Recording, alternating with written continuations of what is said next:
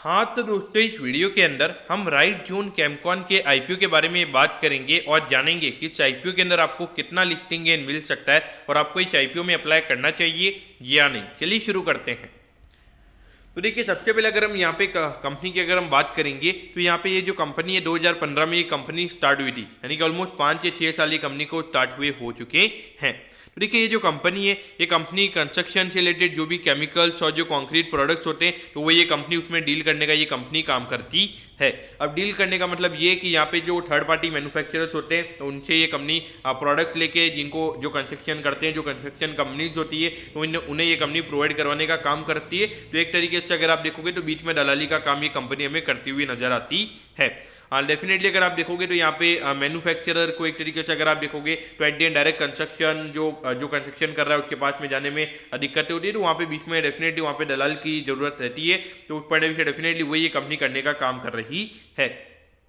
अब अगर हम यहाँ पे कंपनी के प्रोडक्ट की अगर हम बात करेंगे तो देखिए, कंक्रीट एडमिक्सचर हो गया, वाटर प्रूफिंग के जो सिस्टम्स होते हैं, फिर उसके अलावा अगर आप देखोगे कंक्रीट जो लुब्रिकेटर्स होते हैं, इंजीनियरिंग ग्राउट, इंडस्ट्रियल फ्लोरिंग, तो ये सारे जो भी कंस्ट्रक्शन से रिलेटेड जो भी यहाँ पे जो केमिकल प्रोडक्ट्स हैं वो ये कंपनी प्रोवाइड करवाने का काम करती है। तो ये देखिए, यहाँ पे थर्ड पार्टी मैन्युफैक्चरर्स जो है उनसे ये कंपनी आउटसोर्स करने का काम करती है। और उसके अलावा अगर आप देखोगे तो अभी कंपनी ने जो एक तरीके से महाराष्ट्र के अंदर जो अलग अलग तरीके के जो कंक्रीट मैन्युफैक्चरर्स हैं तो उनके साथ में उन्होंने टाई अप कर रखा है। तो डेफिनेटली अगर आप देखोगे तो ये यहाँ पे टाई अप वगैरह रहेगा, तो यहाँ पे अगर कुछ ऐसे एग्रीमेंट भी रहेंगे कि आप डायरेक्ट है ना जो कंस्ट्रक्शन वाली कंपनीज है उनसे आप डायरेक्ट एग्रीमेंट नहीं कर सकते, क्योंकि डेफिनेटली एट दी एंड अगर आप देखोगे यहाँ पे दोनों के लिए विन विन सिचुएशन है। जो एक तरीके से अगर आप देखोगे जो प्रोडक्ट बना रहा है तो उसे वहाँ पे बिल्कुल मेहनत करने की जरूरत नहीं है। तो उस पॉइंट ऑफ व्यू से डेफिनेटली यहाँ पे एक तरीके से आप ये नहीं सोच सकते कि वो डायरेक्ट कर लेंगे, तो उसमें वो ट्रस्ट का यहाँ पे आपको माइंड में रखना चाहिए।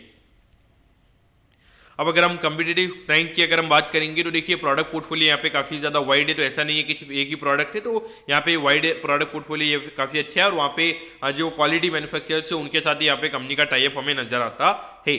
और क्वालिटी एश्योरेंस पे भी यहाँ पे कंपनी का फोकस रहता है और एसेट लाइट बिजनेस मॉडल है कंपनी का। तो डेफिनेटली अगर आप देखोगे यहाँ पे ऐसा तो है नहीं कि कंपनी को खुद को प्रोडक्ट मैन्युफैक्चर करना है, खुद को मशीनरी वगैरह लेनी है, उन्होंने टाई अप कर रखा है। तो डेफिनेटली एक एसेट लाइट बिजनेस मॉडल भी हमें यहाँ पे कंपनी का नजर आता है। लेकिन यहाँ पे R&D के ऊपर भी ये कंपनी हमें लगातार फोकस करती हुई नजर आती है। और उसके अलावा जो इनके साथ में जो कस्टमर की जो रिलेशनशिप्स है वो भी काफ़ी लॉन्ग स्टैंडिंग। और उसके अलावा अगर आप देखोगे अभी जिस तरीके से कंस्ट्रक्शन एक्टिविटी, रिनोवेशन एक्टिविटी जिस तरीके से अभी हमें बूम पे जाती हुई नजर आ रही है, इतनी डिमांड अगर आप देखोगे, अभी सीमेंट के प्राइसेस अगर आप देखोगे लगभग 15-20% से सीमेंट के प्राइसेस एक साल में बढ़े हैं। और फिर भी जो सीमेंट की डिमांड है वो हमें यहाँ पे काफ़ी ज़्यादा नजर आ रही है। तो ये दिखाता है कि कंस्ट्रक्शन डिमांड अभी काफ़ी ज़्यादा है, वहाँ पे कहीं ना कहीं ये कंपनी को भी वहाँ पे उसका बेनिफिट हमें आने वाले टाइम पे मिलता हुआ नजर आएगा। अब अगर हम ऑब्जेक्टिव की अगर हम बात करेंगे तो देखिए, यहाँ पे पार्टली कंपनी को जो वर्किंग कैपिटल के रिक्वायरमेंट्स है उसे यहाँ पे कंपनी को फुलफिल करना है। और जो आईपीओ के एक्सपेंसेस लगने वाले हैं जो कि लगभग 30 से 40 लाख रुपए यहाँ पे आईपीओ के एक्सपेंसेस लगते हैं, तो भी यहाँ पे कंपनी इसी से यूटिलाइज करने वाली है। तो देखिए, यहाँ पे अगर हम कंपनी के प्रमोटर्स की अगर हम बात करेंगे तो देखिए, भावेश बाबूलाल भंडारी ये कंपनी के प्रमोटर्स हैं। और उसके अलावा आरती भावेश भंडारी जो कि इनकी वाइफ है वही हमें यहाँ पे दोनों कंपनी के प्रमोटर्स हैं वो नजर आते हैं। तो देखिए, यहाँ पे कंपनी के जो रेवेन्यू थे वो लगभग 5 करोड़ के लगभग कंपनी का रेवेन्यू का नंबर था। फिर ये नंबर 3 करोड़ के लगभग आ गया था। फिर पिछले साल फिर से 5 करोड़ 65 लाख के लगभग ये नंबर आया था। लेकिन अगर हम अभी 6 महीने की अगर हम बात करेंगे तो लगभग 10 करोड़ के लगभग ये नंबर आया है। तो जो कि कहीं ना कहीं हमें इंडिकेशन दे रहा है कि जो कंस्ट्रक्शन डिमांड हमें वापस आती हुई नजर आ रही है, इसकी वजह से कंपनी के रेवेन्यू के नंबर इतने अच्छे हैं। और जो कि इंडिकेशन दे रहे हैं कि लगभग इस साल 20 से 21 करोड़ के लगभग के कंपनी के रेवेन्यू के नंबर्स हो सकते हैं। अगर हम यहाँ पे कंपनी के प्रॉफिट की अगर हम बात करेंगे तो देखिए, यहाँ पे 15 लाख रुपए के लगभग ये नंबर था। फिर उसके बाद में ये नंबर यहाँ पे 26 लाख पे आया। और अभी अगर हम 6 महीने की अगर हम बात करेंगे तो लगभग 17 लाख रुपए के लगभग हमें ये नंबर नजर आता है। और जो कि इंडिकेशन दे रहा है कि लगभग 35 लाख रुपए के लगभग यहाँ पे कंपनी का प्रॉफिट हो सकता है। और जो कि पिछले साल के मुकाबले लगभग 9 करोड़ से हमें बढ़ता हुआ नजर आ सकता है। और लगभग अगर हम परसेंटेज वाइज अगर हम बात करेंगे तो यहाँ पे 35% की ग्रोथ हमें प्रॉफिटेबिलिटी में ईयर ऑन ईयर बेसिस पे देखने को मिल सकती है। बाकी अगर हम बोरोइंग की अगर हम बात करेंगे तो यहाँ पे लगभग 2.5-3 करोड़ के लगभग कंपनी के बोरोइंग थे। और अभी ये नंबर में 97 लाख के रुपीस के लगभग नजर आता है। तो डेफिनेटली लगभग अगर 8-9 करोड़ का यहाँ पे अगर कंपनी फंड रेज कर रही है तो वहाँ पे डेफिनेटली जो अभी 0.2 के लगभग डेट टू इक्विटी हमें नजर आ रहा है तो वो हार्डली 0.1 के लगभग हो जाएगा। तो डेट टू इक्विटी के पॉइंट ऑफ व्यू से भी यहाँ पे कंपनी का जो डेट टू इक्विटी वो काफी कंफर्टेबल लेवल पे हमें यहाँ पे नजर आता है। अब अगर हम यहाँ पे कंपनी के आईपीओ डिटेल्स के बारे में अगर हम बात करेंगे तो देखिए 75 रुपीज़ पर यहाँ पे ये कंपनी शेयर दे रही है और 1600 शेयर्स का हमें यहाँ पे लॉट नजर आता है। यानी कि एक लॉट को अप्लाई करने के लिए यहाँ पे 1,20,000 रुपये लगेंगे। और अगर हम आईपीओ के इश्यू साइज की अगर हम बात करेंगे तो 8,96,00,000 रुपीज़ का हमें यहाँ पे ये आईपीओ नजर आता है। और उसमें से अगर आप देखोगे तो लगभग 4.5 से 5 करोड़ के लगभग का जो कोटा है वो रिटेल कोटा का हमें नजर आता है, क्योंकि 50% के लगभग का रिटेल कोटा है। और ये कंपनी एनएससी के एसएमई प्लेटफॉर्म पे ये कंपनी हमें लिस्ट होती हुई नजर आएगी। अब अगर हम यहाँ पे अलॉटमेंट डेट की अगर हम बात करेंगे तो देखिए 7 नवंबर को ये आपको पता चल जाएगा कि आपको अलॉटमेंट मिला है या नहीं। 9 नवंबर को आपको रिफंड मिल जाएगा अगर अलॉटमेंट नहीं मिलता है, और 10 नवंबर को आपके डीमेट अकाउंट में शेयर से जाएंगे अगर आपको अलॉटमेंट मिलता है, और 11 नवंबर को ये कंपनी हमें लिस्ट होती हुई नजर आएगी। यानी कि लगभग 8 से 9 दिन बाद ये कंपनी हमें, जो आईपीओ बंद हो रहा है उसके बाद से 8 से 9 दिन बाद ये कंपनी हमें लिस्ट होती हुई नजर आएगी।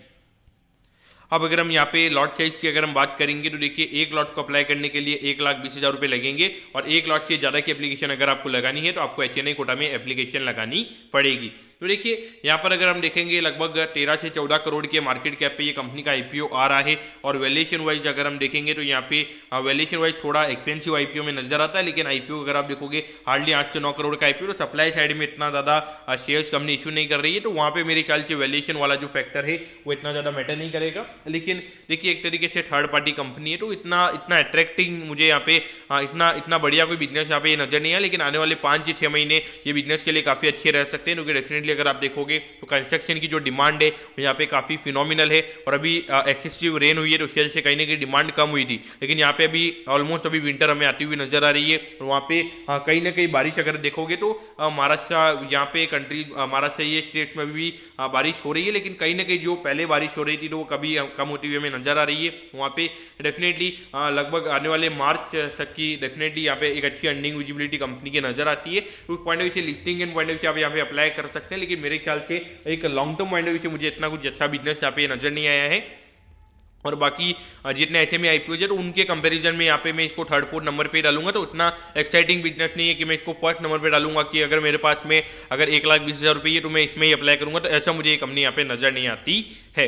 तो दोस्तों मैं होप करता हूँ कि राइट जोन कैमकॉन के आईपीओ के डिटेल्ड एनालिसिस के बारे में आपको सब कुछ समझ में आ गया होगा। अगर आपकी कोई भी क्वेरीज है आप कमेंट कीजिए, मैं जरूर आपके कमेंट पर रिप्लाई करूंगा। और दोस्तों प्लीज़ अगर आपको वीडियो अच्छी लग रही है तो प्लीज़ चैनल को सब्सक्राइब करना मत भूलिएगा, क्योंकि हमारे हमारी जो टीम है वो जब रिसर्च वगैरह करती है, वो चैनल का एनालिसिस करती है, तो उन्हें ये लगता है कि वीडियो पे व्यूज आ रहे हैं, कमेंट्स आ रहे हैं, लाइक्स आ रहे हैं, लेकिन लोग चैनल को सब्सक्राइब नहीं कर रहे हैं। तो प्लीज़ अगर आपको कंटेंट अच्छा लग रहा है तो प्लीज़ चैनल को सब्सक्राइब करके भी जाइए, हाँ, क्योंकि जिससे हमें और मोटिवेशन मिलेगा कि हम आपके लिए और अच्छा कंटेंट लेकर आए। तो दोस्तों मैं होप करता हूँ कि आपको वीडियो अच्छा लगा होगा। ओके दोस्तों, thank you, have a nice day.